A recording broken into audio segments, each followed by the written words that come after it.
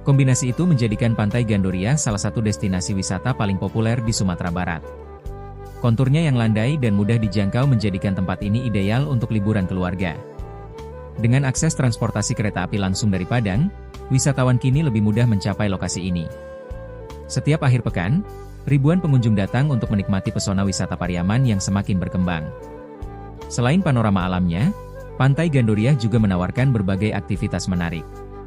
Mulai dari berenang di air laut yang jernih, bermain pasir bersama keluarga, hingga menjelajahi pulau-pulau kecil dengan speedboat atau jet ski. Wahana permainan anak seperti odong-odong, rumah pohon, dan mobil-mobilan turut melengkapi suasana liburan yang hangat dan menyenangkan. Tak hanya itu, wisatawan juga bisa mencoba keseruan menaiki banana boat. Aktivitas ini menjadi favorit pengunjung muda yang mencari sensasi menegangkan tapi aman, karena seluruh penumpang dilengkapi pelampung dan perlengkapan keselamatan. Di sepanjang bibir pantai,